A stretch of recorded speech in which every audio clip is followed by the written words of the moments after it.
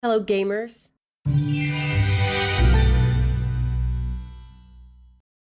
We're gonna rank these Pokemon based on whether or not they would be good pets. We'll give them a score between 1 and 5 in 3 categories: cuteness, practicality, and safety. And then we'll average that score to see where they would rank. So let's get started. We'll start with an easy one, Eevee and all of her evolutions. All of these Pokemon get a 5 out of 5 for cuteness and practicality. They're all precious, adorable, they're all normal sizes that could fit in my house. Eevee, Vaporeon, Espeon, Umbreon, Leafeon, and Sylveon all get a 5 for safety, making their average score a perfect 5, S-tier pets. Wow! We're starting off really strong here. Jolteon gets a 4 out of 5 for safety because it's so spiky looking, and I think that it would hurt if I just bumped into it. Flareon gets a 3 because it's a fire type, and I think it might accidentally burn my house down. Glaceon gets a 4 because I think it might accidentally give me frostbite or freeze my pipes, which would be not good. So that leaves Jolteon and Glaceon with a final score of 4.7, A-tier pets, and Flareon with a score of 4.3, which is also A-tier, but barely made the cut. Next we get Pikachu. Pikachu gets an easy 5 for cuteness, and they only weigh 13 pounds, so also a 5 for practicality. Unfortunately, it does get a 2 for safety, because it's got a hidden ability called Lightning Rod, which means that sometimes lightning will just casually strike its tail, and I don't want to be hanging out with it when that happens.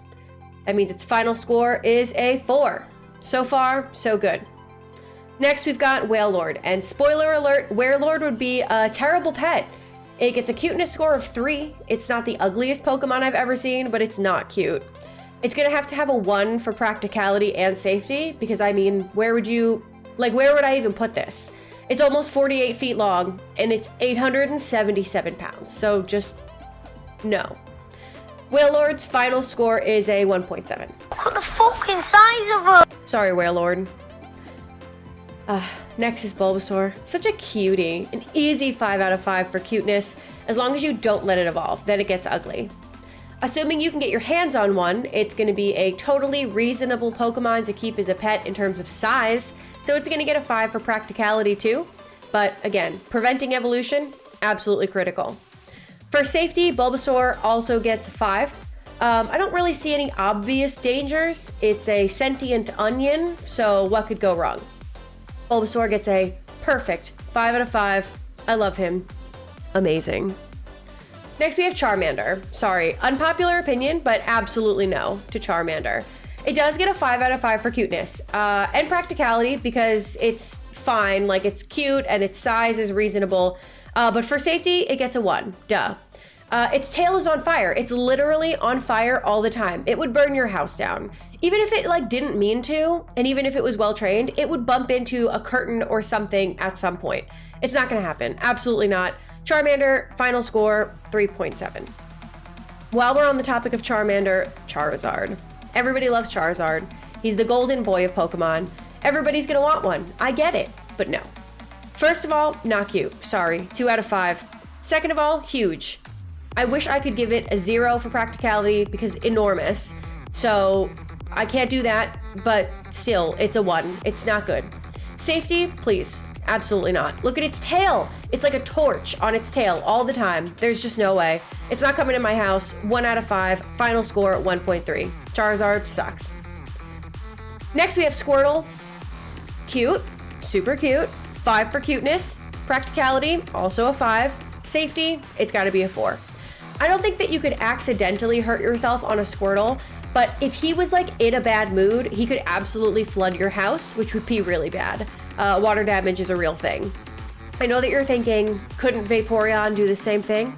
It could, but it would never. Vaporeon is too elegant for that kind of behavior. Final score, 4.7. Next we have Muck and Grimer. Let's do them together. Cuteness, 1. Hideous. Absolutely not. Practicality, for Grimer a 3, and for Muck a 1. Both of them, rancid, disgusting, would make a huge mess in your house. The only reason that Grimer has a better score than Muck is because it's a little bit smaller. Safety, obviously 1. They're blobs of poison goo. Why would you want that? Ew. Final score at 1.6 for Grimer and 1 for Muck. The worst. Glameow, I think, would be an extremely popular option for a pet. So cute. Easy 5. Practicality, 5. Cute. Good size. Safety, 3. Because I do think that it would scratch the out of you if dinner was even a minute late. Final score is a 4.3. This score also is heavily dependent on never letting it evolve. I think that if Pokemon ever pop into existence, I am going to start a company that makes little tags, like the tags on a dog collar, but instead of them being made of metal, they're made of Everstone, so that we can cut down on this evolution issue in Pokemon that are meant to just be pets, so don't steal that idea. Next we have Meowth. So perfect. The best pet, in my opinion. I wish I could give it its own special tier. 4 out of 5 for cuteness. I don't like how it stands on 2 legs. It's still cute though. I would want one that doesn't stand on 2 legs like that. That creeps me out. 5 out of 5 for practicality. It's a great size. Same reason as Glameow. It gets a 3 for safety. I do think that it would scratch you if it wanted to. You may be wondering, why is this the best option? Meowth's signature move is Payday. Take your Meowth to a nice grassy field once a week.